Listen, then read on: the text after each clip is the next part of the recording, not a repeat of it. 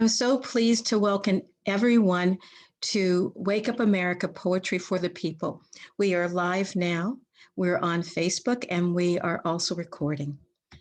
I want to also welcome one of the people I consider a mentor here, Eugene Redmond. Eugene, are you here, Eugene?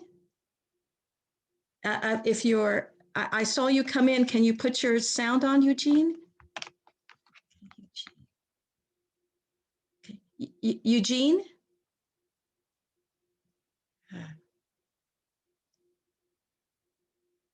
Okay, well, Eugene is here. Eugene, we can't hear you. Unmute yourself.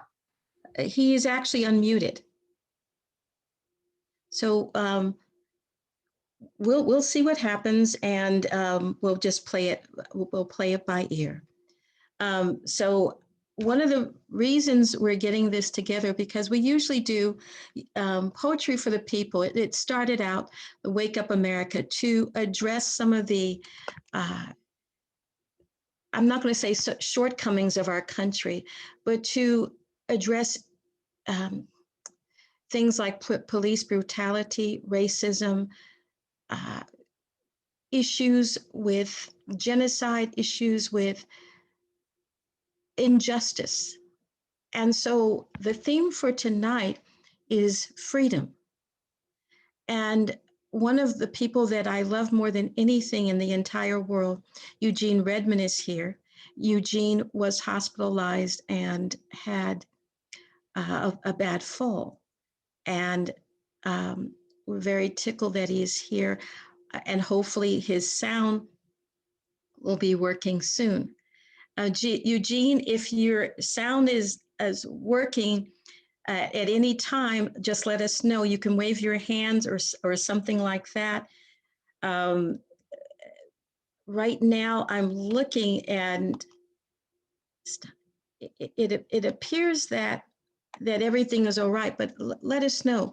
And one of the things we wanted to start with is Carla Brundrage. She's a wonderful poet, and her friend Wanda Sabir, our friend, all of our friends, wrote a poem for Eugene. And Wanda is a pillar in the community and just a wonderful arts advocate. Carla, would you mind starting the poem? Sure. Thank you, Kim. Thank you. Yeah, I'm here to read a poem for Eugene Redmond. I met Eugene. I met you a few times at Revolution Books a long time ago and a couple of times on Zoom. And I'm really honored to be here. This is written by Wanda, and it was for your 80th birthday. So the poem is called Drum Roll for Eugene B. Redmond, Nomo Conjurer, on his 80th birthday, by Wanda Sabir. 1. All praises for the witness with words. May they continue to lift their voices in praise songs for the forgotten ones in forgotten languages. All praises for praise songs, forgotten languages, bandied tongues, amputated legacies. All praises for the resilience that is Black Africans, newly minted. We keeps rising anyways, lard polished so shiny we fresh like rotted meat, stinking sweet. 2, ain't no stopping us ever. Groove too tight to abandon, even if we could shake loose our heritage. Never silent for long, drum voices rumble cross terrains to reclaim sacred landscapes. All praises for the best forgotten. May it all rest peacefully. We pour libations, uplifting the urn to lips. Baptism, too much, tears almost wash away the what's left in the grave. Ashe. 3. Sometimes rhythms jog memories of forgotten happiness. All Black history is not a sorrow song, best recalled through smoky glass, drowned in shots tossed back quickly to hide bitter taste in mouths filled with leaves reeking of uncertainty. Sometimes suicide is the better choice, but King Redmond, you chose to live. All praises for the journey, for the walking stick, for the liniment, for the ashe in your knapsack. 4. Happy birthday, Nomo Conjurer. You are still making revolutions. Born at a time when veiled ancestors participated in strategic guerrilla tactics, you sallied into the fire with words. All hail our literary king who comes from a long line of East St. Louis heavy lifters, images enshrined on his heart of hearts. From the Dum-Dun, Davis, Dunham, Dunbar to Angelou and Baraka, Blackwell and Sanchez, Bambara and Cortez. King Redmond, you keep lifting us. Yo people's Hayah, the African Hiraj, an escape from bondage into the brightness of freedom land. It didn't happen overnight, but dreams, drinking gourds, brawling dogs, torn limbs, buried, washed ashore, remembered memories, captured, then reconstituted, are the stuff our peoples and their children are made of. Sticks and stones are for Bata, sacred ancestor Orisha, Black deity songs, warriors, Ogun, Esu, Legba, Oshosi on the night watch. At the fore and aft of junk rigs carrying captives from the depths of those pits, located in a hell too cavernous to remember consciously. We keep rising, walking along a trail of bones to destinies we still transcribing. Ashe for truth, Tubman, Douglas, Proser, Delaney, Turner, all the cooks dribbling poisonous sauce along the mighty long ancestral trail of tears. We as patient people, waiting, planning, and strategizing, then winning, always winning. Oh, Jubilee, King Redmond, our chief, our sage, our beloved teacher, archivist, jolly, singing their songs of Blackness, creating new forms that speak to this sojourn. Kwan Saba, 7 lines, 7 words, 7 principles. The first Umoja, unity. All praises due, all praises to the one who created all, who created parents, the great Baba John Henry, the Iya Emma Jean Hutchinson Redmond, who nurtured our King Redmond briefly until an untimely death. Orphaned at 9, the young prince was raised in part by a grandmother and a group of neighborhood fathers, friends of his, older brothers, and members of the Seventh-day Adventist church he attended. Cheers and felicitations on your sojourn, King. 1,000 jewels from the most coveted Zimbabwean caves, South African mines, Kikongo Hills. All praises, all praises. We are so blessed you decided to join us over 80 years ago and stay a while. Everlasting joy, health, wealth, and wonderment as you continue to dance to life immortal. Ashe, ashe, asheo. Just beautiful. Absolutely beautiful. Thank you so much for reading that so beautifully, Carla. I want to be, yes, before we go any further, I just want to acknowledge someone who has made a difference in our community and who's now the Poet Laureate of Louisiana. Can you all just give a big hand for Dr. Mona Lisa Saloy? She is now our Poet Laureate of Louisiana. That is a big deal. Congratulations, Mona Lisa. Congratulations. We're really proud of you. Beautiful. Now, Eugene, if you are able, I know you're on your phone, if you could write a message to us inside the chat. And if you are not able, we understand that also. Eugene, we're lucky that he is here. The fact that Eugene had a fall and is currently recuperating. And so we love you. And if you are able to maybe go out, get out and then come back in, that might allow you to be able to read, try it one more time. If you want. But meanwhile, we are going to hopefully everything works out with Eugene. But meanwhile, we'll start with Brianna Munoz. And once again, I want to thank you all for just being here. This is an honor. Let me tell you a bit about Brianna. Brianna Munoz is a writer from Southern California. She is the author of Loose Lips, a poetry collection published by Prickly Bear Publishing in 2019, and of Everything is Returned to the Soil, published by Flower Song Press 2021. And I want you all to remember those presses. These are presses that are doing incredible work. And I just want to acknowledge, we sometimes look at the Doubledays or the St. Martin presses, but the presses that really move the work of mighty authors are sometimes those smaller presses that are doing so much. So I'd like you all to give a warm welcome, as we do, for Brianna Munoz. Thank you. Thank you, Kim. It's always great to be on any event that you host. Really such a light and always organizing. I will start with a poem titled How to Reimagine America. Turn back to its origins. Earth, water, wind, and fire. Call it by its name, Turtle Island. Ask its pronouns, ask for consent.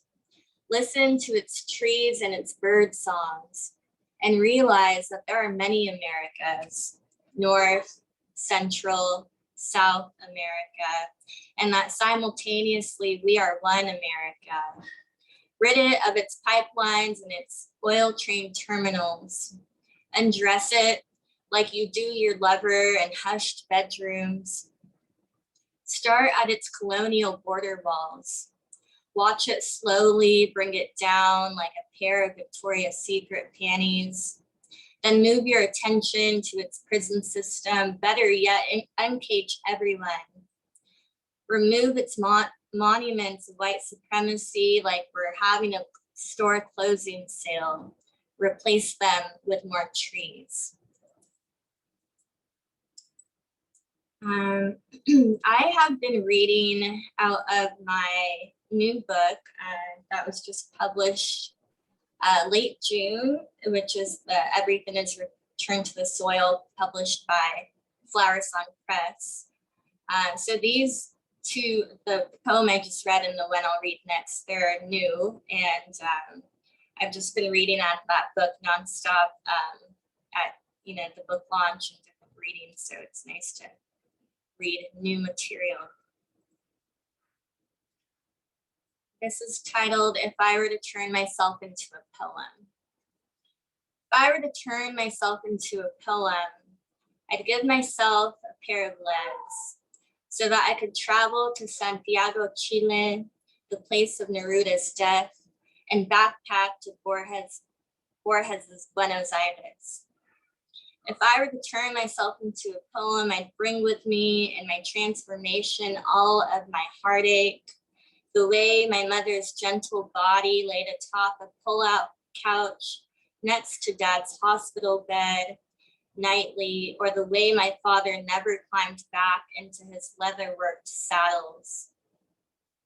I'd bring with me everything I still have not allowed my heart to write about. If I were to turn myself into a poem, I'd be an erotic poem, slithering around the neck, the fingertips, and into the optic nerve of the reader.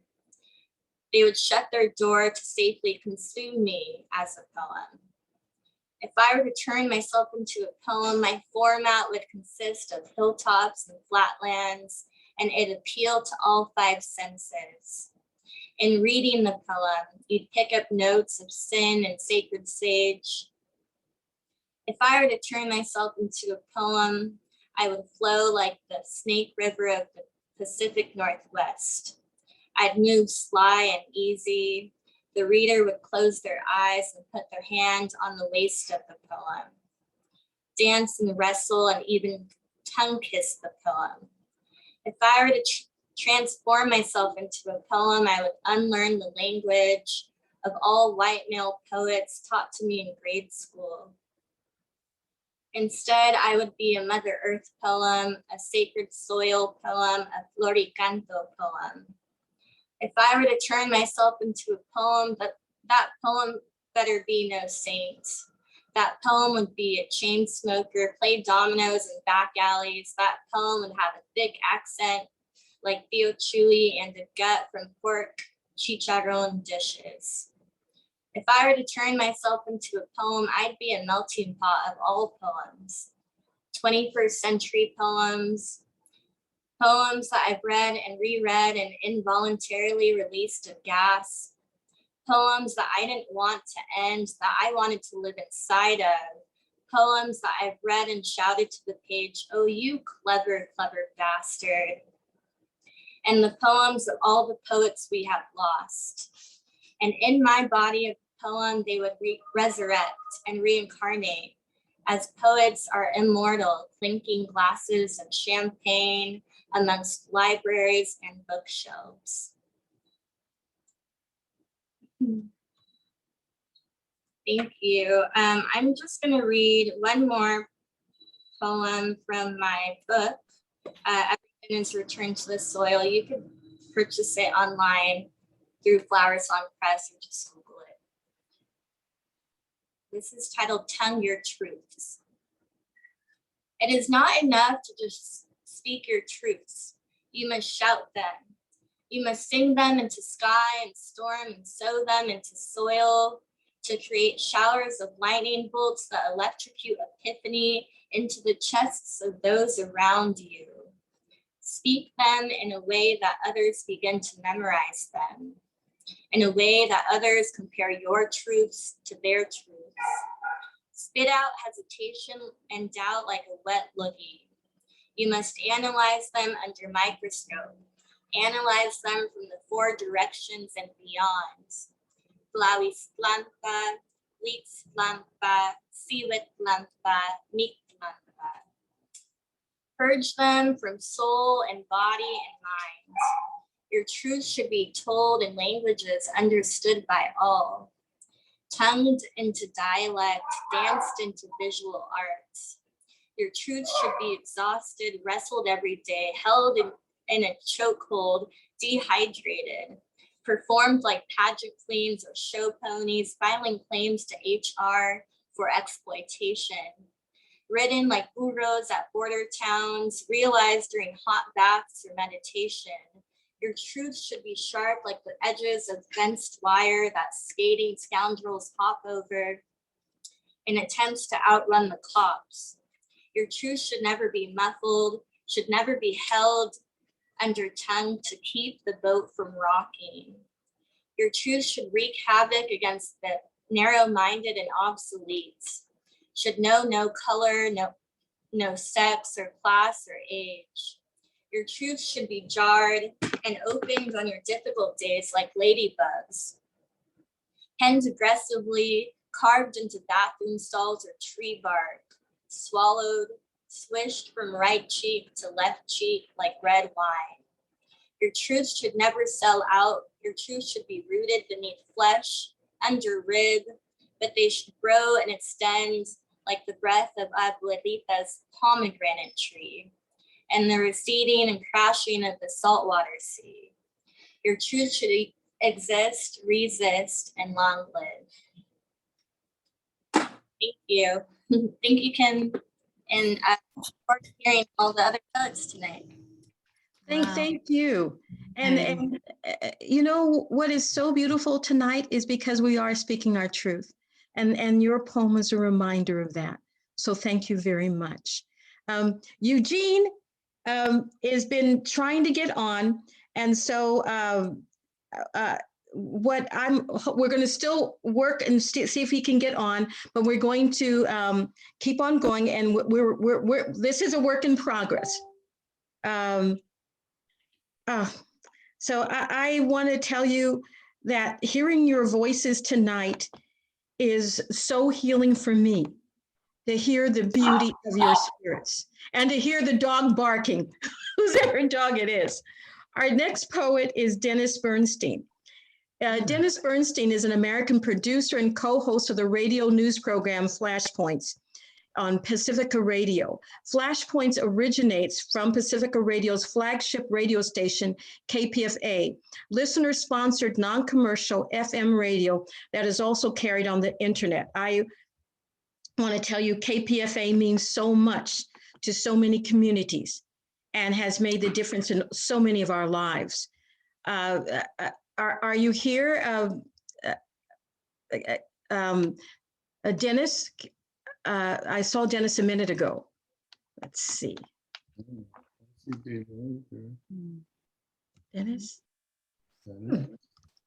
Okay, well, we'll see what happened. You never know. Sometimes things fall, but we just basically, we just keep on going because that's what we are. We're artists. Okay, until Dennis gets here. Meanwhile, we have Christina Lux. Christina Lux is an associate director of the Center for the Humanities, University of California, Merced. She does research on contemporary literature, creativity, peace and conflict, and writing through and after trauma. Her poetry has appeared in venues ranging from NPR and the Houston Chronicle to Women's Studies Quarterly. I'd like you all to give a warm welcome to Christina Lux. Hi, Christina. Hello, thank you so much, Kim, for hosting this whole series. I appreciate it, and for your patience with the technology. And it's wonderful to see you all. My poems are shorter, so I have a few that I'd like to share with you. The first poem was written in response to the war in Afghanistan and election violence in Cameroon. Weight of water. Do you know the weight of water carried on the head for a mile, sprayed by cannons, scooped to wash the bodies of your dead? This next poem was written in response to a stabbing attack that occurred on our campus at UC Merced in 2015. Date palm. The fronds look like knives until you notice they bend in the wind, more like fingers reaching down, so many hands extended to cover us. This next poem was also written in response to the wars in Iraq and Afghanistan. Seven of Hearts. I believe in a king that rolls in astride a tank with a seven of hearts bursting from its cannon. I believe we all can be kings, queens, princes, even jokers, floating in a pool held up by a simple faith and buoyancy, vowing, even when a prince forgets, we will never let him sink, raising him up between us.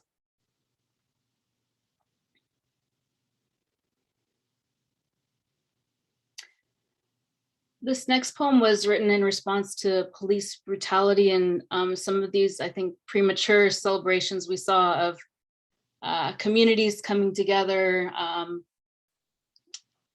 police officers hugging community members that were widely celebrated in the media as quick kind of resolutions.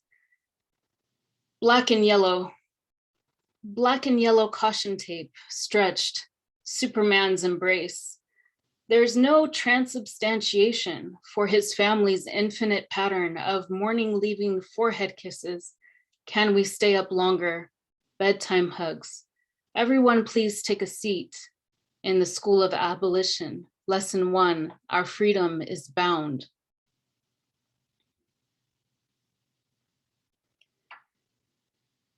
"10,000 blows. When did they teach you bodies are for breaking? From our dinner table, I heard your beating. We ate in silence until the beating stopped. I stood up once at 12 to stop that beating. I stood up just a girl, pried his hands from your neck with nothing but eyes blazing. Who will stand here now, hand gripping my hand, to block 10,000 blows?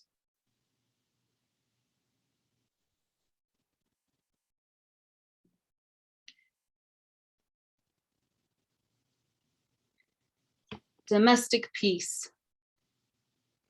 They let him go free? My son dropped all he was holding, laid flat on his back, mouth open, no interest in the president, news anchors, live feeds, aftermath. Later, he just asked, will that police officer get his job back? And eyes wide, what if he does it again?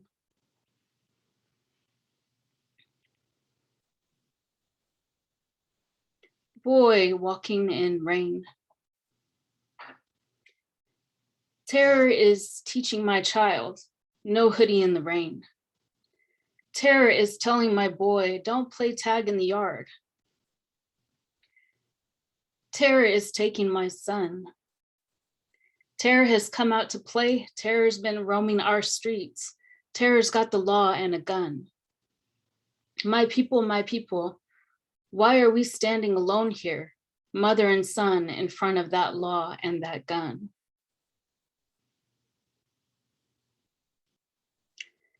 This final poem was written for Sexual Assault Awareness Month at UC Merced. I sat with a group of poets on Scholars Lane, and we invited students and passersby to drop words into a box that meant safety to them. We spent the day creating a variety of poems from their words, and then we shared them with them later. This is titled Crossing Over.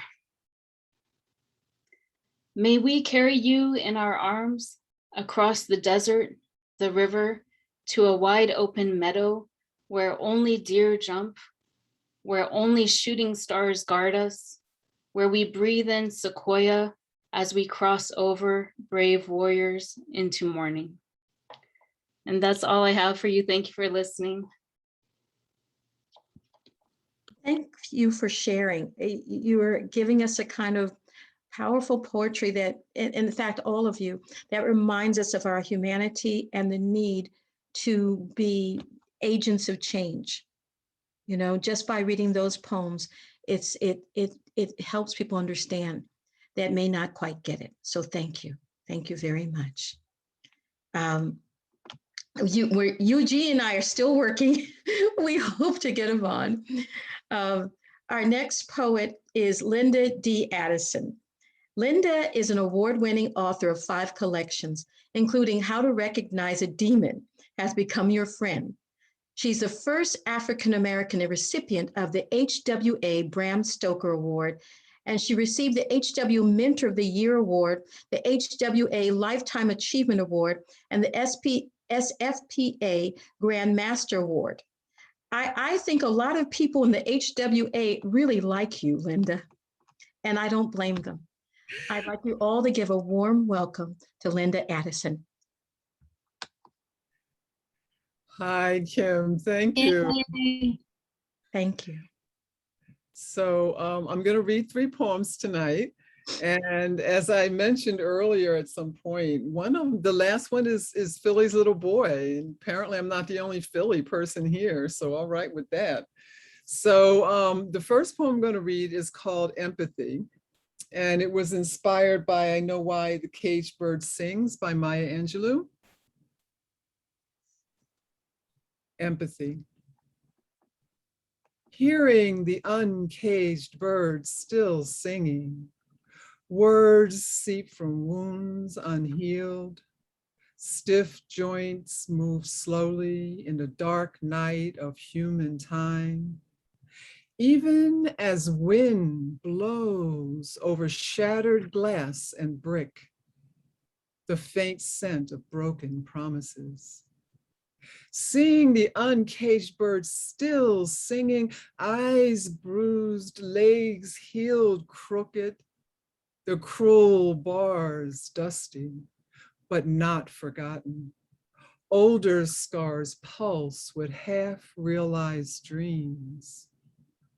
Voice hoarse, but not stilled, even as wings are clipped. I know why the uncaged bird still sings. Freedom is a prayer. Join voices, release breath. Allow rebirth of cleansed dharma. An open door is just the beginning. Listen and know why the uncaged still sing. So the next poem I'm going to read, thank you, is actually from a collection called Sycorax's Daughters, which was the first collection of Black women writing horror. And I was one of the editors. And it was on the final ballot for Stoker. So that made me super happy because that was like 33 women, yes, names recognizing. So I wrote this poem as the afterword for the book. And the poem is called Sycorax's Daughters Unveiled. Also, Sycorax is from Shakespeare and it, was the witch, the powerful witch that was put on an island. You never see her in the play, so go figure. Sycorax's Daughters Unveiled.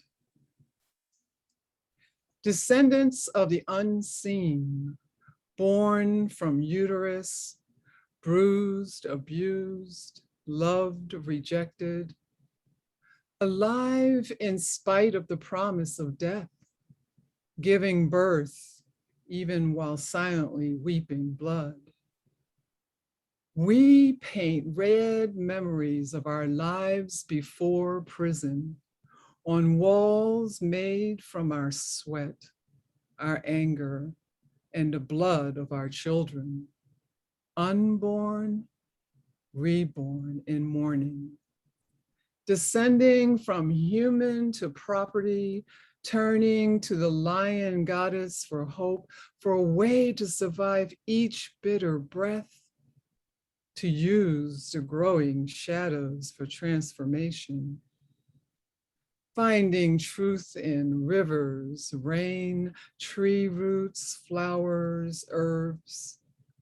Earth delivers healing and a way for revenge, for freedom, even if just surrendering to a cliff's edge, ascending back to self. The dream was never deferred, but a tiny seed carried deep in tortured wounds, fed by near madness, rising from ashes, rebuilt from courage. As daughters of daughters, we speak our fables from mouths full of lightning, of mermaids, magic, demons, vampires, journeys to hell and back, shapeshifters, ravaged bodies and strengthened souls, alternate futures, babies wanted and rejected, fire starters, ghost and transhumans. Revoking banishment, read our words and know we are here. So that's the second poem, Sycorax's Daughters. Thank you. And the last poem I'm going to read is called Philly's Little Boy. And it's from a collection I wrote with Alessandro Manzetti called The Place of Broken Things. And the collection won a Bram Stoker last year. So this is Philly's Little Boy. Chestnut Street at midday. Tommy is counting the yellow cabs go back and forth, full of tourists with their faces framed in windows. He's waiting in front of the manicured park for someone to tell his story. It's only $1. 52, 53. He's only 8. A thick leather collar around his golden brown neck, a frayed rope hanging from a loop at his throat, a strange rosary for a thin boy. He's still waiting with eyes unblinking, so ancient, a brand unhealed on his shoulder. 75, 76. A dark brown girl with a toothy smile and flowered yellow dress stops near him. She seems to see him.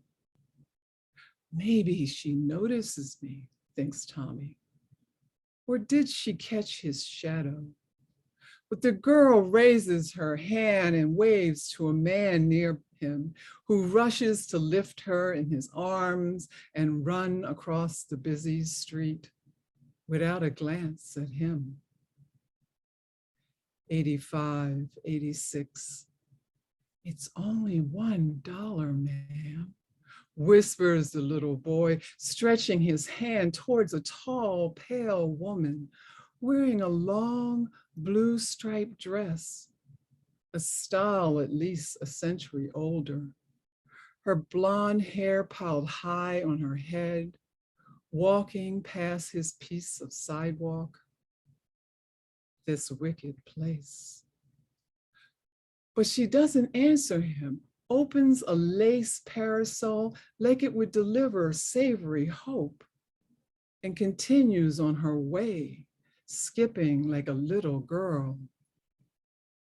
Maybe she's a ghost too, thinks Tommy. 1, 2. So that's Philly's little boy. And yeah, that's the kind of horror that I write. So thank you. I'm so honored to be here with you all. It's just beautiful. Every single poem tonight is just, I feel like my heart's just opening and opening and opening. Thank you. Thank you. Now, Eugene's here. Now, Eugene, can you speak? Is everything, are you able to speak?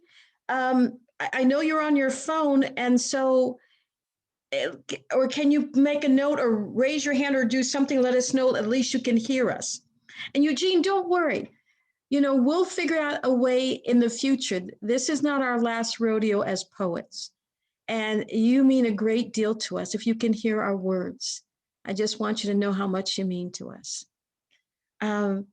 I guess he can't speak, but you know what? There's something like a spiritual talk where we as artists, we understand the layers of each other. And we may not always say it with words, but it's in our hearts. Our next poet is Deborah James. She is a tour ambassador at the Oakland Museum of California, a paralegal specialist at Angela Aliotto Law Group, and the voiceover artist at Voice One. I'd like you all to give a warm welcome to Deborah James. Thank you. Good evening, everybody. I'm really excited to be here. I first met Kim at the Frank Betts Art Gallery in Alameda, where I participated in a play that she had designed.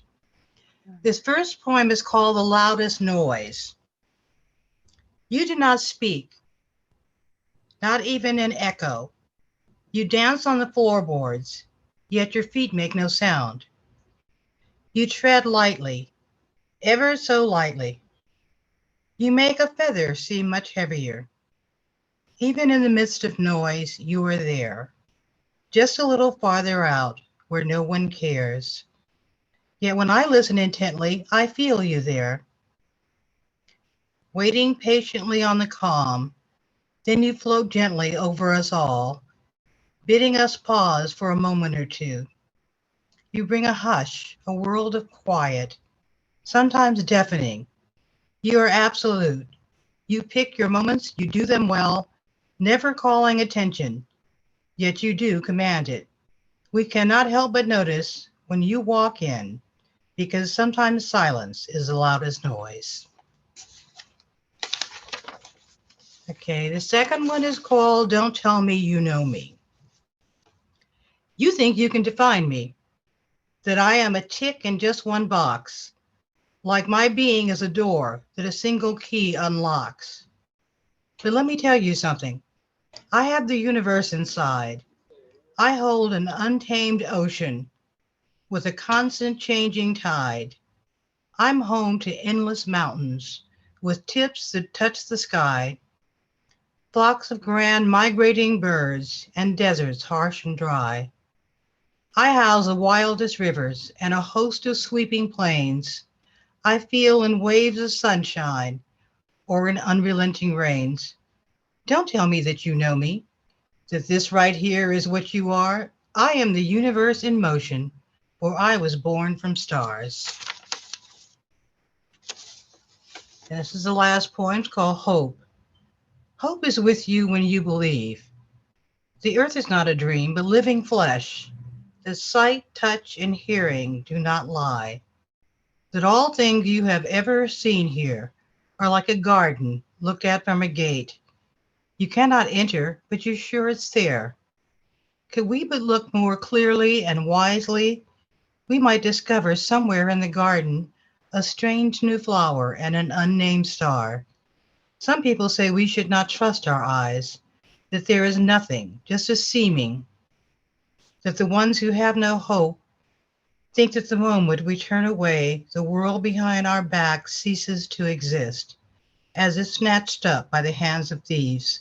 Hold on to hope, for dreams live there. Okay, that's it. Thank you for inviting me here tonight. I've enjoyed all the poems. Bye. Thank you so much, Deborah. You're not going to read any more. Did you have anything else you'd like to read? No, that's it. I had 3. Okay, I want to thank you. I love them.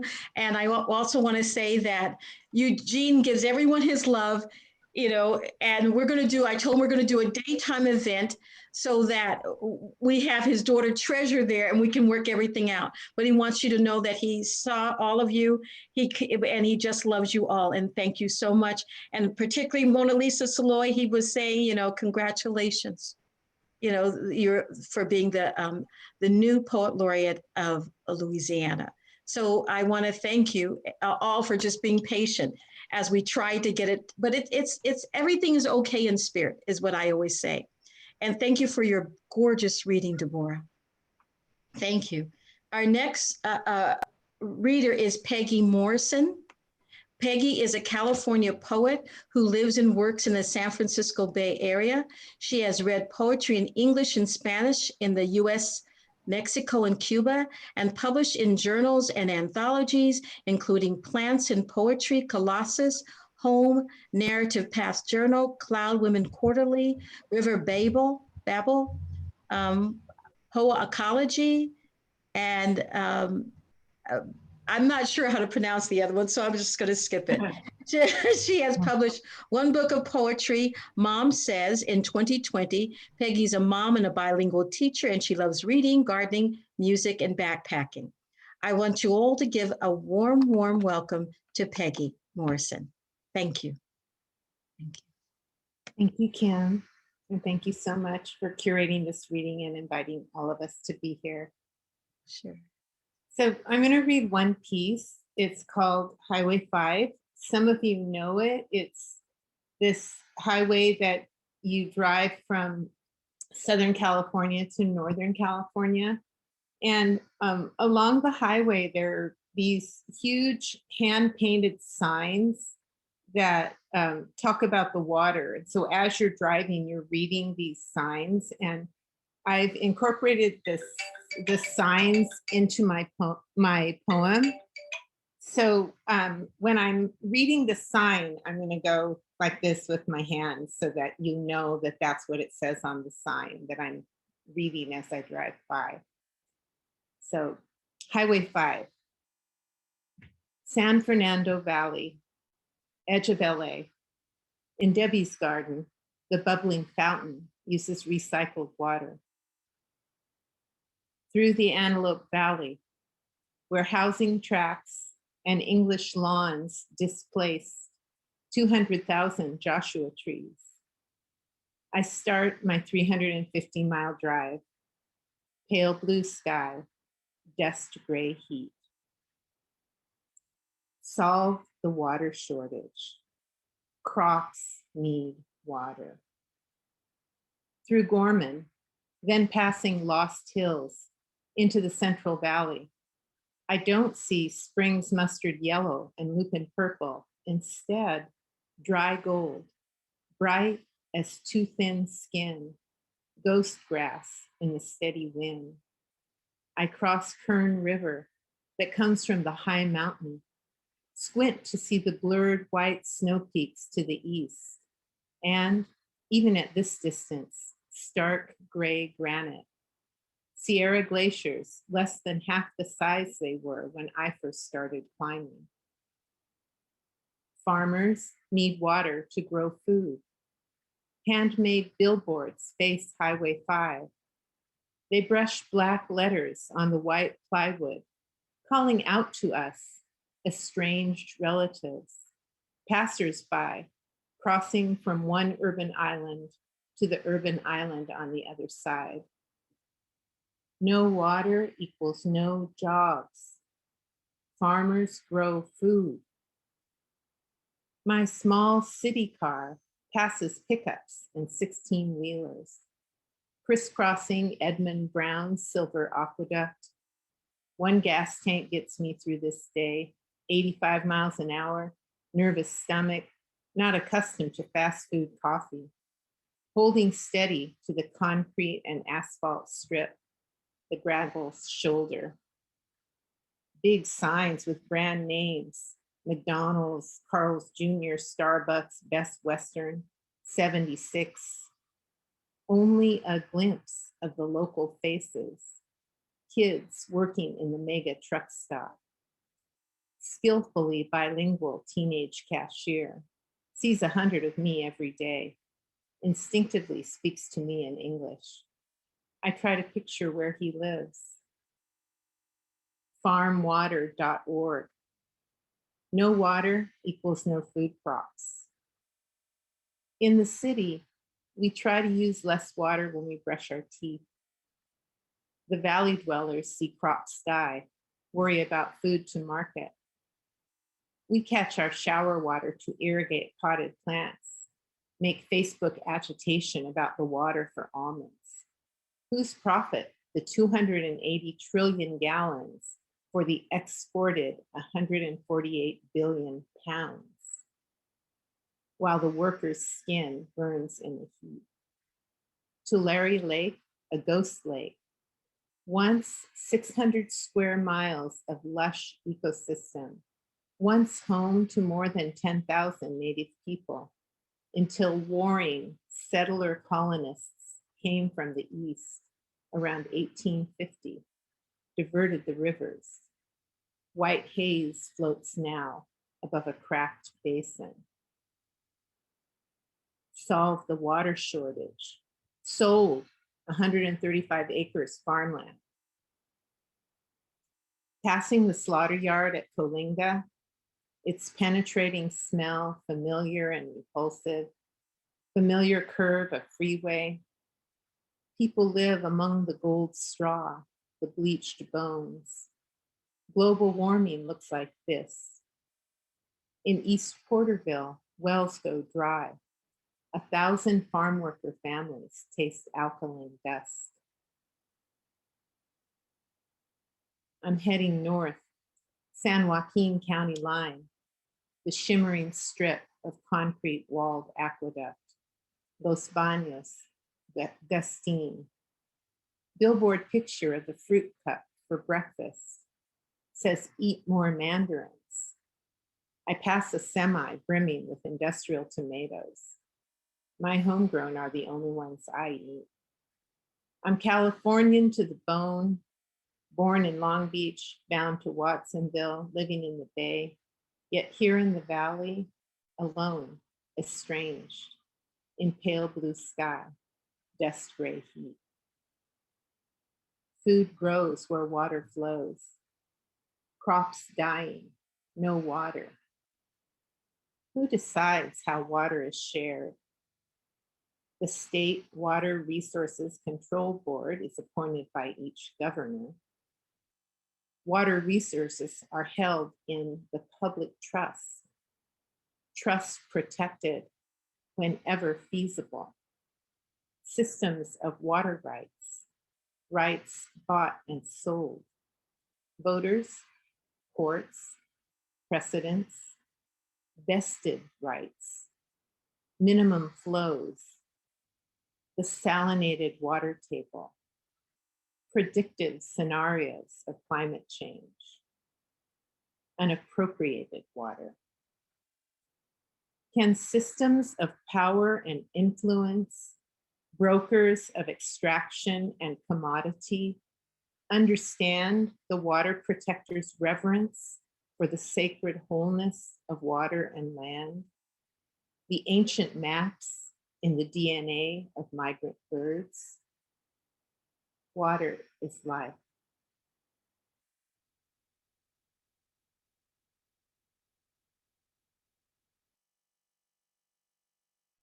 Thank you. Wow. Thank you. It's a constant, we need to acknowledge that. And I appreciate what you've written. It's very important. And I'm hoping that one day we'll find new ways to create fresh water. You know, I think we can. Very beautiful. Thank you. I want to say to you guys, this feels so magical. I just appreciate you all being here. Thank you. Our next poet is New York City poet Raymond Nat Turner. He's the artistic director of the Stalwart Jazz Poetry Ensemble Upsurge. He has appeared at numerous festivals and venues, including the Monterey Jazz Festival and Panafest in Guyana, West Africa. He currently is a poet in residence at Black Agenda Report. Turner has opened for such luminaries as James Baldwin, People's Advocate Cynthia McKinney, radical sports writer Dave Surin, and California Congresswoman Barbara Lee, following her House vote against going to war. I'd like you all to give a warm welcome to Raymond Nat Turner. Thank you.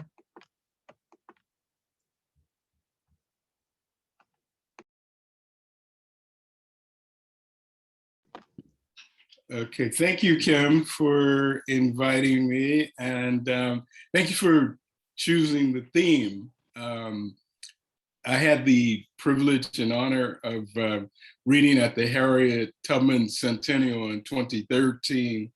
That was in commemoration of her transition because her birth wasn't known. And so if you probably go in the dictionary and look at the word freedom, you'd probably see the figure of Harriet Tubman there. And so this piece is called Thanks, Mama Harriet. I cried, help, Mama Harriet, help, help, help, Mama Harriet, help. And you, beautiful young warriors, came toy-toying from Ferguson, Baltimore, the town, through tear gas clouds, pepper spray storms. You came tying traffic into hangman nooses, shutting malls down like open and shut cases of killer cops who walk.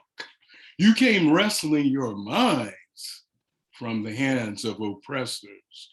I cried, help, Mama Harriet, help, help, help, Mama Harriet, help. And you, beautiful young warriors, came incandescent, kicking, screaming from capitalism's womb, waters breaking, unleashing torrents of energy, sending surges of resistance, electrifying our streets, illuminating our steps like Las Vegas nights. You came galvanizing, mobilizing, out-organizing wet blankets of false consciousness, suffocating confusion, despair, plastic cuffs, protest pens, free speech zones, police state checkpoints, poles with eagle eyes, walls with elephant ears, jagged resting places of boomers bamboozled by the state's complex simplicity. I cried, help, Mama Harriet, help, help, help, Mama Harriet, help. And you beautiful young warriors came, waistbands concealing questions, came actions unraveling riddles wrapped in enigmas, shrouded in superstition. What's the state? What's this octopus, 10,000 tentacles circling the wagon? What's this creature? Constitution, courts, prisons, jails, judges, legislators. What's this machine of mediators, arbitrators, governors, generals, admirals, wardens, agencies, bureaus, spies, snitches, provocateurs, patsies, and foot soldiers, sons of slave patrols, the police, all coming from the same playbook, the same page. I cried, help, Mama Harriet, help, help, help, Mama Harriet, help. And you, beautiful young warriors, came trusting fresh, unvarnished perceptions that the state protects private plane. Too big to fail Cayman Island crowds, serves 99% pig foots and fist, knuckle sandwiches, boot burgers, baton blows, taser, and loads of hot lead, compliments of the 1%. You know it ain't broke. Every epithet, insult, punch, kick, baton blow, bullet serves superbly. You get that there's no fixing the robber's gun, leaving skeletons wasting in doorways, on cardboard mattresses, hands curled into cups from begging. You see, there's no tinkering with terrorist bombs, blowing up food stamps, Social Security, Medicare, and your schools. You're clear, clubs crushing resistance, suppressing free speech, shielding scabs, smashing strikes, and drum majoring for wars, slaughtering tens of thousands of African, Asian, and Latin American class brothers and sisters can't be adjusted. I cried, help, Mama Harriet, help, help, help, Mama Harriet, help. And you, beautiful young warriors, you fit the profile, toy-toying from Ferguson, Baltimore, the town, vying for mastery of mass struggle, myriad farms, sit-ins, boycotts, marches, mass meetings, mass rallies, teach-ins, freedom schools, freedom songs, study groups, sabotage, armed self-defense, door to door, doing the difficult today. The impossible might take a little while. And then on the other end of the spectrum,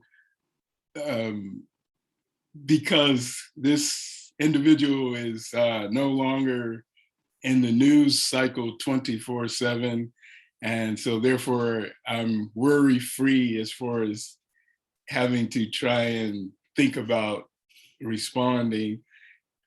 A thief, a thug, clown in the rug, a tweet, DC, a lie, a cheat, embellish, embroider, a lying disorder, a myth, a fable, a bit unstable, flim, flam, clap, trap, bunkum, bull crap, an empty wagon, a puffed up dragon, a whopper, a fib, you peep from your crib, a sham, a fake, a major mistake, pathological lying, false flag flying, a grope, a trope, bad jokes, breaststrokes, a grope of a crotch, another man notch, where they debauch over water and scotch, a trumped up story, Cock and bull glory, a foot in the mouth for strategy south.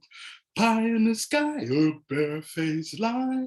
Pig in disguise, fooling some eyes, playing fast and loose with Jim Jones juice. A masquerade, a Nazi parade. Fake great nation, same plantation. A bug in the hall, a fly on the wall. A great big whale, an ongoing tale. A parade in July, another big lie. A wink of an eye, enough I'll cry. A thief, a thug, clown in the rug, a tweet, DC, a lie, a cheat. Time for feet in the street, sustaining street heat.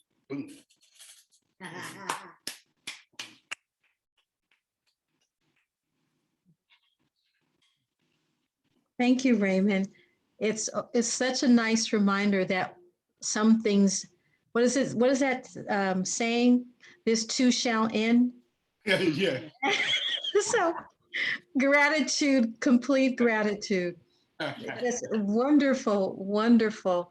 I want to keep on saying tonight is like joy. Tonight to me is like an evening of joy. And to continue that evening of joy, we have Ziggy Lowenberg.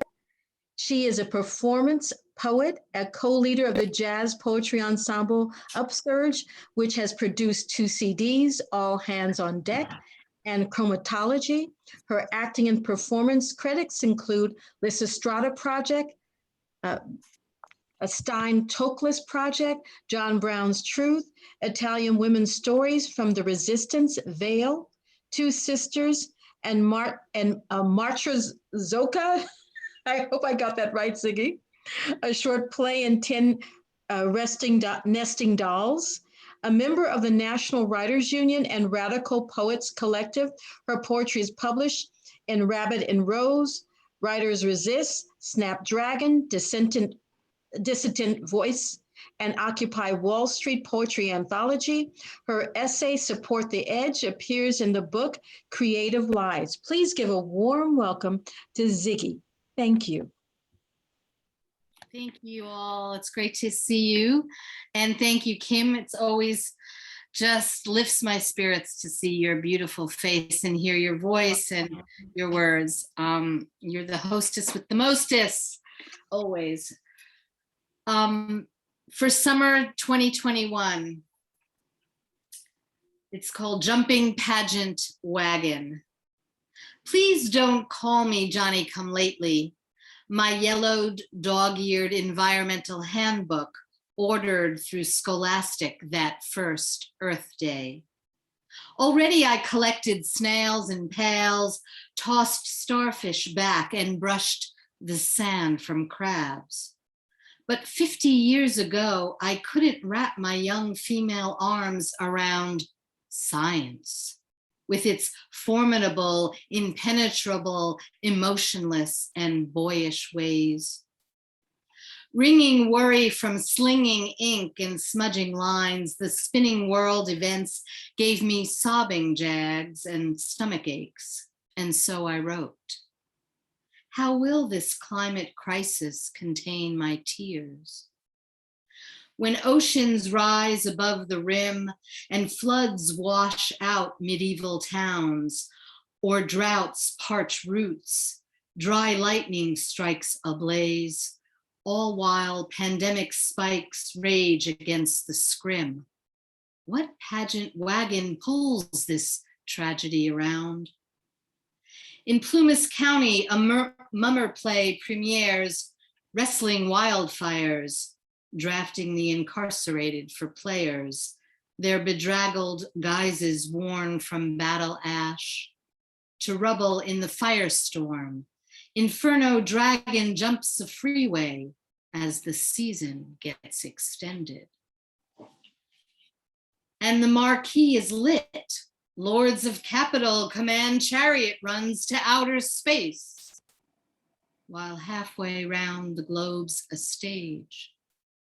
Henan Province mounts a mass morality play, Ave Maria, A flooded earthbound mother hoists her infant above the fray as the mud slides down the mountain. With one last Hail Mary, she throws that baby girl up and away. When soldiers slog through landslide awash with the color of mud, they discover the infant alive. While mother found dead downriver, outstretched arms thrust upward, forever petrified and burned upon my upturned gut and crusted eyelids. How well this climate crisis dams my tears.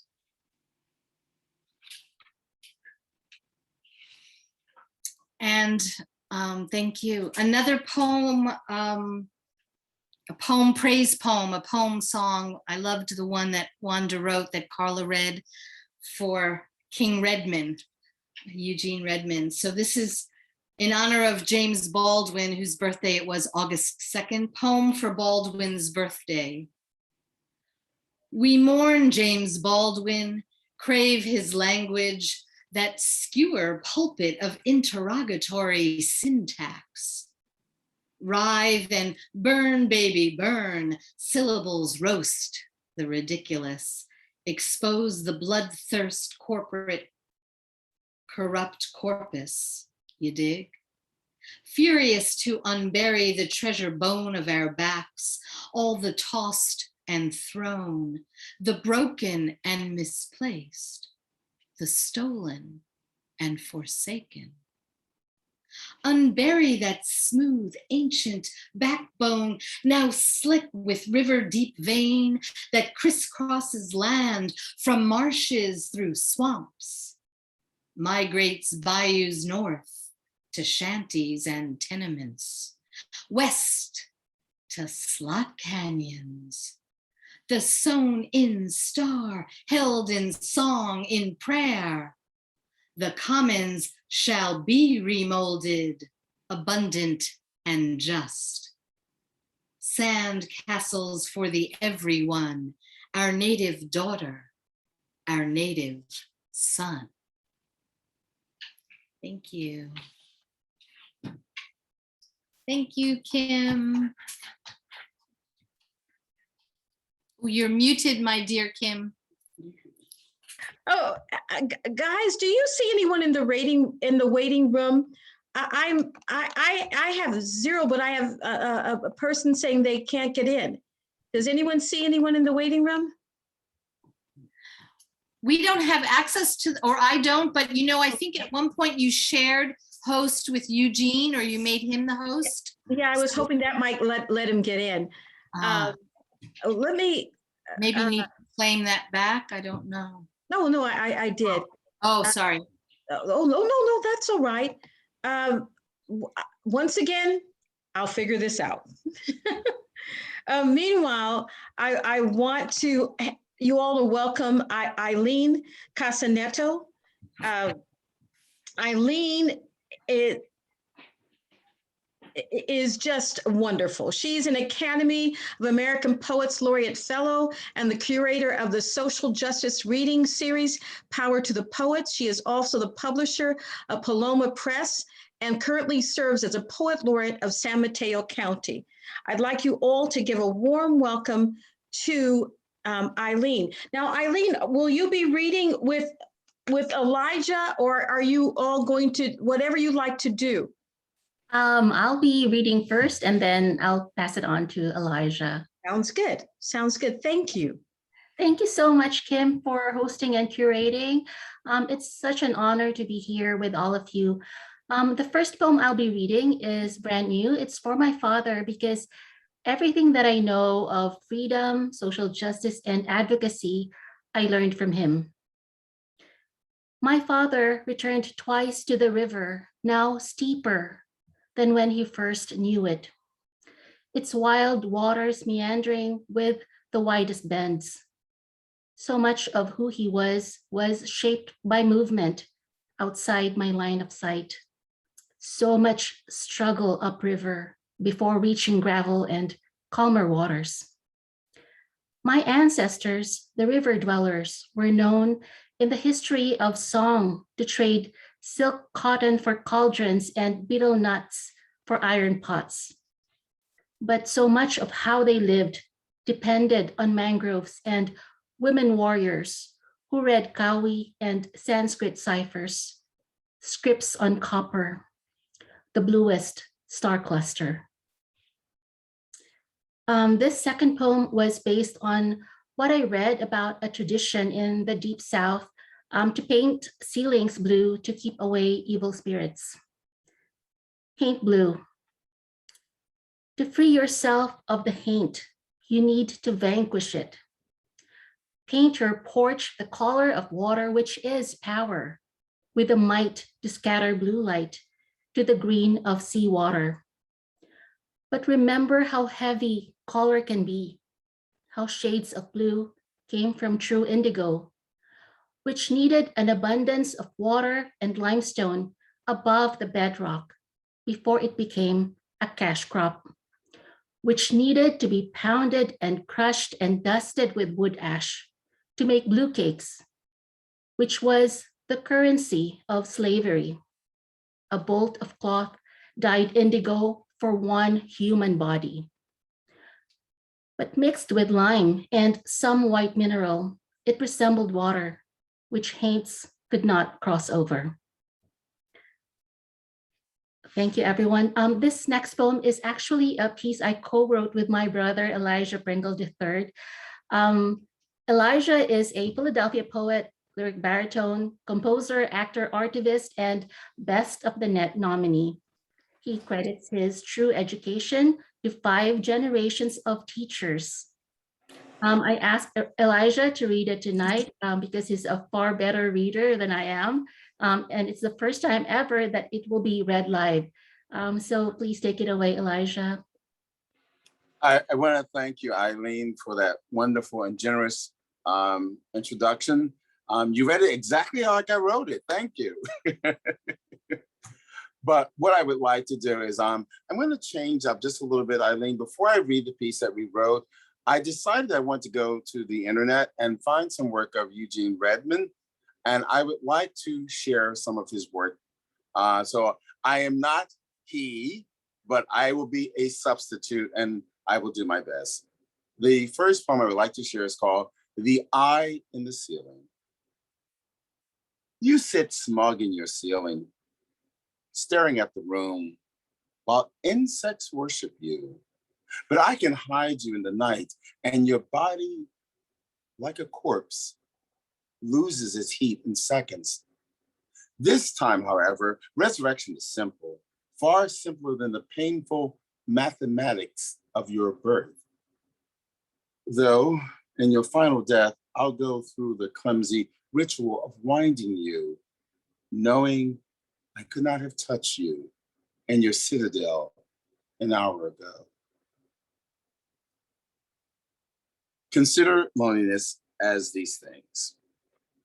Consider loneliness a lull, as some secret space that gels in the mind, as a circumstantial melody, the blues of wretchedness or the blues of joy or some totem of penitence or pity or pride, sagging from the neck like a lead medallion or a dead bird, spinning out wire threads of hard feathers of confinement as a hypnotist, eye blind with psychic sight and strength to unleash the lances of unexpurgated pain or of unquelled thoughts quake, or what Tusi tall dreams.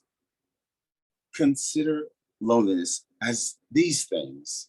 Consider loneliness as a weaver of wants, as a giver of needs undefined, as some ancestral repository for a personal mythic tablet, as a nerve nudged over gently, or laced with worry, as a womb wailing out its liquid wasps, its tight lip, waiting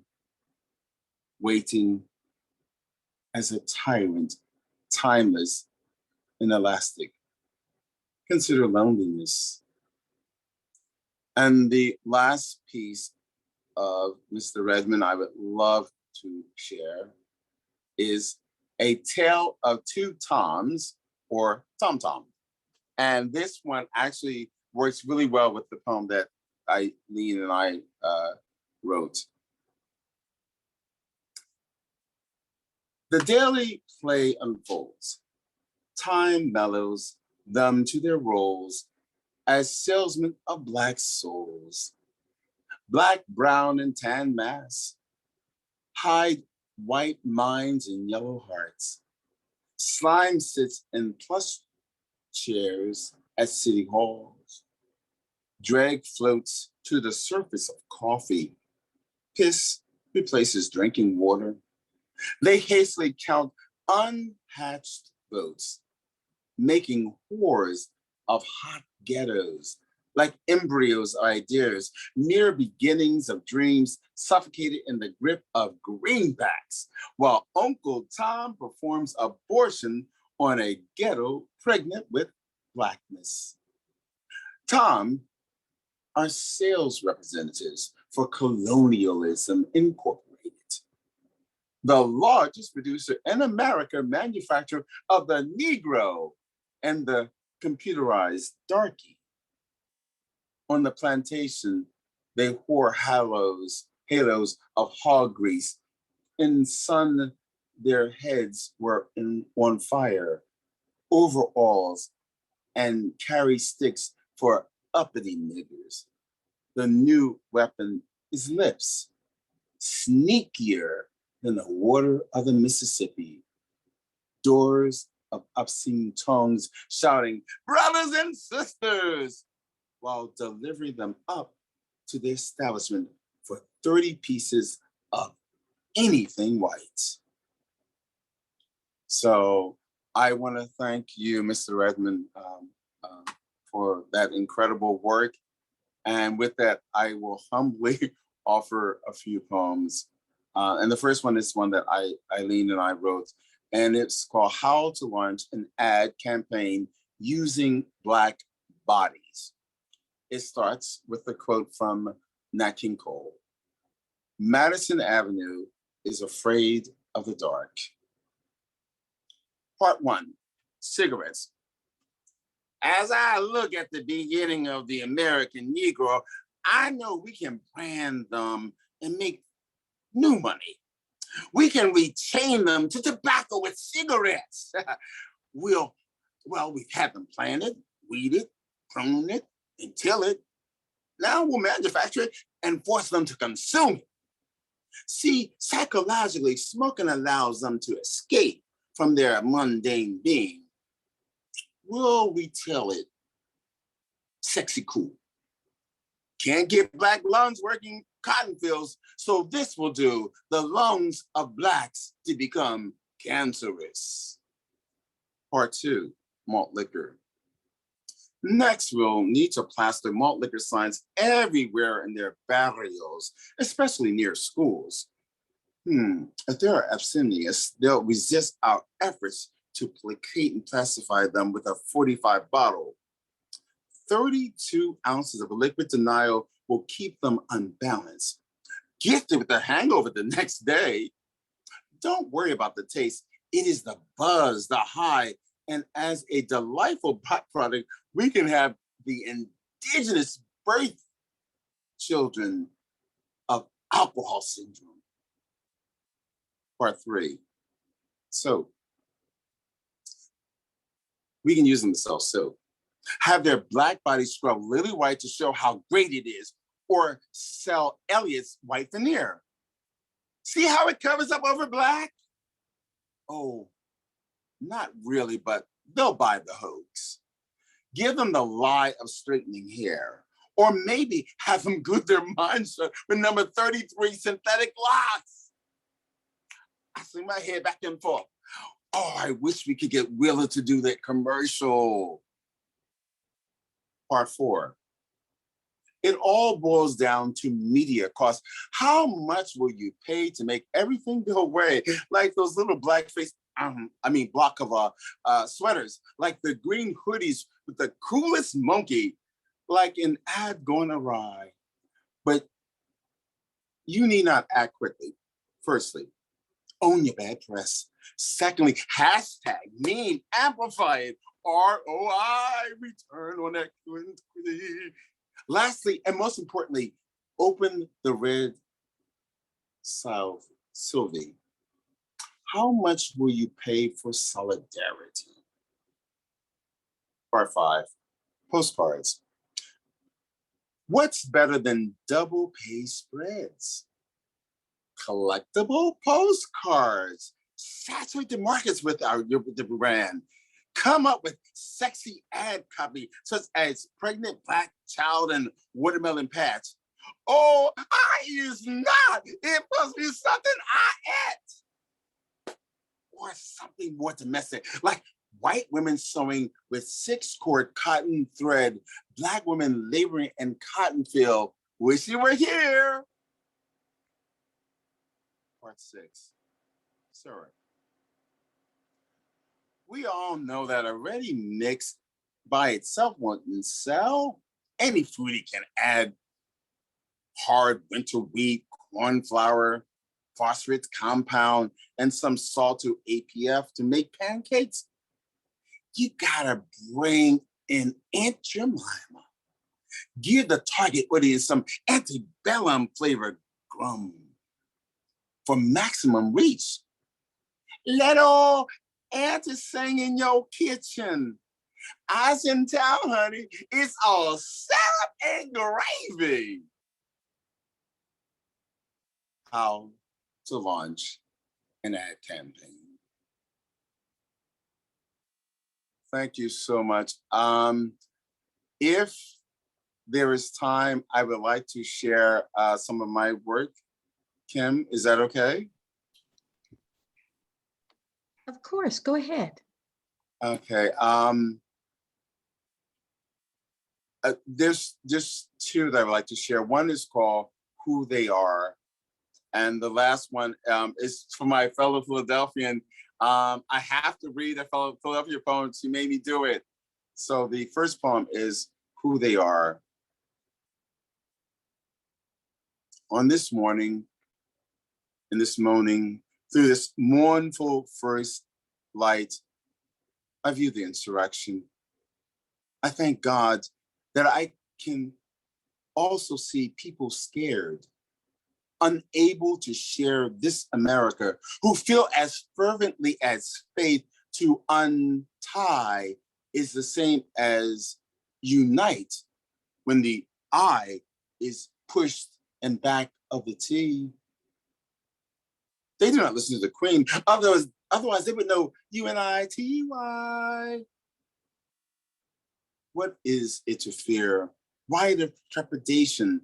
The fishmonger peddles to them that we are the dreaded piranha, the dreaded pariah in the water, and the convocation is convinced they will be preyed upon. So they say grace before they eagerly eat the bait, only to find it is not easily consumed, nor does it end the pangs of a belly bloated with misinformation and dread. Call them deplorable, or is it their condition or their conditioning? How do they fearlessly face the uncertainty and the realization there is only an illusion of power, and the ones they have seen beset, will they exercise demons back to them? Will they mimic their action of abuse or their lack of action, complicity, apathy? Will they worry, will they, not knowing that we are all they? And the last poem is Pond, a synonym for hope. There are ponds that find themselves in North Philadelphia. They find their way home in spite of the cement, the asphalt, in spite of the building closing around them. There are ponds that find their way home to North Philadelphia every time rain gathers in corners, and altered terrain does not deter them from finding the natural topography. When the droplets collect, it comes instinctually. It is the earth breathing and breeding and teeming with alive. That is why ponds must find their way so we can know North Philadelphia before it was Philadelphia, before it was North. There are ponds that find us, North Philadelphians. They find their way to us through cement and asphalt to reconstitute us after being concentrated. Ashe. Thank you.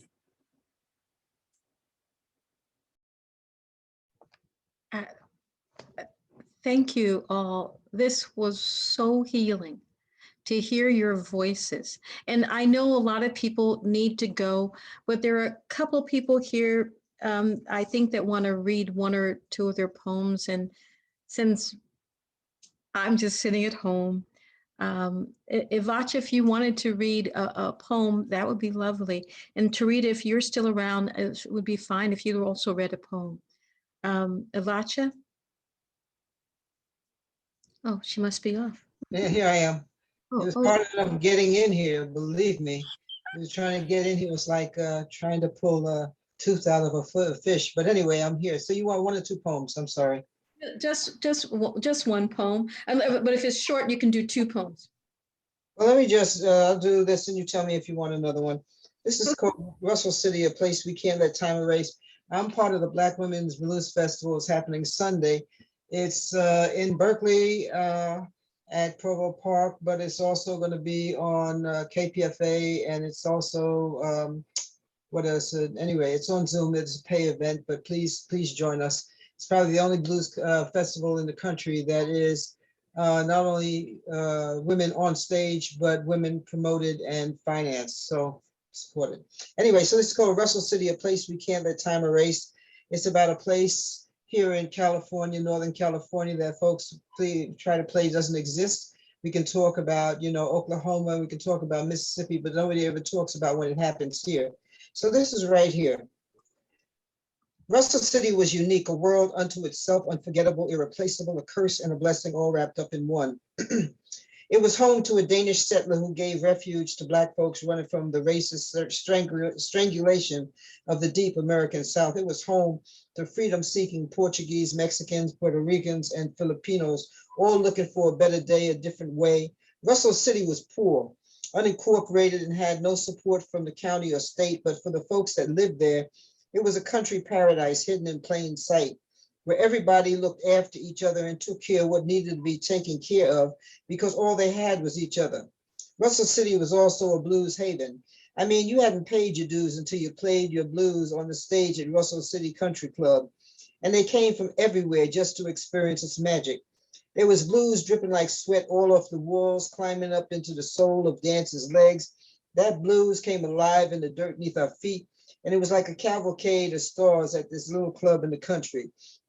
Everyone from Big Mama Thornton to T-Bone Walker, Etta James, Lowell Folsom, L.C. Goodrock and Robinson, Juke Boy, Bonner, John Lee Hooker, Sugar Pie DeSanto, and even the great Ray Charles, who had cars lined up for blocks when he came to town. But then, I say then, big money snakes, they started creeping around in the town, all of a sudden, fires, unexplained fires started appearing everywhere. And the town of Russell City was immediately declared a disgraceful blight, a slum, a squalid mess in the press. In 1963, eminent domain was declared and all the residents forced to relocate to make room, they said, for an industrial park. The last forced to move was Ernesto Nava, who just happened to be the son of Mexican revolutionary Pancho Villa, whose home was coincidentally burned down 2 hours after his evacuation. Russell City may have been poor and unincorporated, but it was home, a home that helped create the post-war American blues. And as a friend of mine said, created a Blaxican space where we felt safe, in a place filled with memories of community and Sunday mornings, waking up to the neighborhood smell of chorizo and cornbread, and a bittersweet flashback of a Northern California dream deferred in a place we can't let time erase, a place called Russell City. Forgive my mistakes. No mistakes. Beautiful. And I thank you for that, because I actually have a book on Russell City. And so it's a reminder for me to read that book. Okay, good. Yeah, I appreciated that. You know, if you want to read one more, a short one preferably, because just in case someone else wants to read. And I can't tell you guys, well, you wonderful people, how much listening to your voices has just elevated my soul. Each of you is just light. Okay, this looks like it's a little over a minute. Is that okay? Sure, go ahead. Oh, salvation songs or cantos que me curan. Somehow when life gets out of balance and I find myself fooling, slipping into the unmelodic sadness of civilization, Arsenio comes sneaking around, sprinkling Afro-Cubanismo all over my insecurities, pulling me up into the melaza of his magic. Y me encuentro con Charles Mingus on my mind, mesmerized by his poetic song, a hauntingly unconquerable symphonic masterpiece, so powerfully tender it was frightening. My tears wiped away by the indescribable strength in the voices of Carmen McRae, Ruth Fernandez, and Coco Taylor, so fearless in their honesty and inexplicable gentleness, with muscle enough to make me tremble inside. And when life forgets what time it is, I can always depend on the rhythmic fire of Via Red, Len Booksy Sharp, and Calypso Rose to throw a little hot sauce on the rhythm. And I'm moving in time with the cosmos again.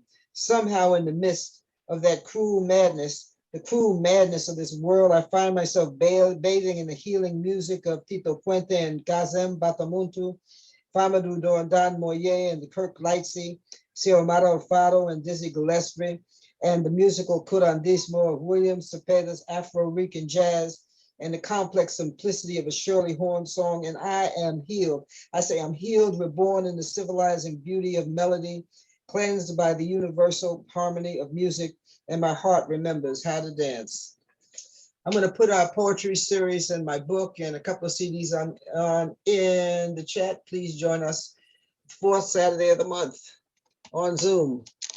Excellent. And I also want to put down that anyone who has any things coming up, Linda Addison and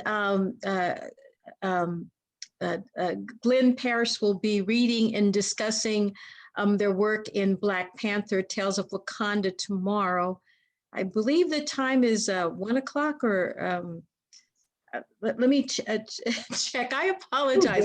Don't ask me, because I'm in the desert and I always have to transfer the time. So Yeah, what I will do is it'll be on my Facebook page, but they're reading tomorrow, and it's a part of Wakanda, the Wakanda Alliance, and I think it's exciting. I love us to try out things that are new, and new groups, new people, because we learn from everyone. Now, before we go, is there anyone here that would like to read a poem, no more than just one poem?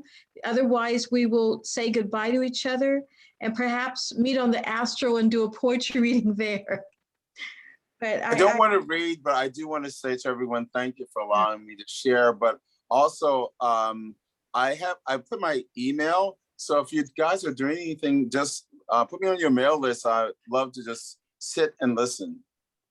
And I also want to say, if I want to find out about the blues, the Women's Blues Festival, I put it in there, I put it in again. If you go to my website, it's got that and our poetry series and a couple of other things there. So please come and check us out. I guarantee you, especially for those folks who say they aren't into the blues, that we will turn you out. Excellent. And that's the truth. You're amazing blues, amazing performer, amazing percussionist. Avacha, you're an institution, and one of the ones you want to go to. Thank you all. If there's no one that has any more poems to read, we're going to sign out. And I want to say my heart is so open, and I'll put this up. And I just want to thank you all for your suggestion of reading the poems by Eugene. That was such a beautiful thing to do, Elijah. And I know Eugene will love that. And I'll send the tape to him so he can listen. And Thank you. Oh, go ahead. Go ahead. I just want to say before we leave, thank you so much, Kim, for bringing this together with so much love. You just give so much and you make us all feel loved. Thank you. Yeah, I love you guys. And I wanted to second that emotion and amplify it by saying Kim has been doing it for years and years and years, and even really decades. And so, you know, we so much appreciate it. That's for real. When she was a baby, she started doing this when she was a baby. She's been doing it forever. No one is She's been doing it forever, and she never gets the praise she's due. And she doesn't want to admit how long she's been doing, because she's one of these women who doesn't want to admit her age. But we work hard for these things here. And I mean, I think Kim and I were like waitresses at the Last Supper, and she has been consistently promoting poetry everywhere, and not I shouldn't say good poetry. She doesn't promote the bad stuff. She promotes the good stuff. So you have to support anything you see her name on, anything, support it. Well, I just want you all to know I'm the editor for Black Fire this time, and quite a few of you are in it. And it's two. I think most of you know what Black Fire with Mary Baraka. This time we're coming out. It's going to come out, I think, in December or the beginning of 2022, where we wanted to showcase voices that were not necessarily heard during the Black arts movement, the voices of the LGBTQ community, the voices of women, Black women who were not always recognized, because I feel like we're going towards an inclusive society. It may not seem like it, but believe me, I believe that change is coming. And the issue is that people who are afraid of change are in denial, but change is coming. And it's the kind of change where all people are equal, and there's justice and there's freedom for all.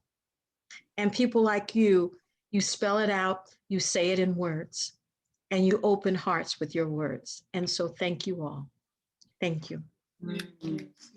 Beautiful. Just everyone have a good night. And I love you so much. I feel so lucky to have a family of artists like you all that open my heart and make me realize that this world really is a beautiful place to live. You know, thank you. Thank you. Right. Guys, bye. Good night.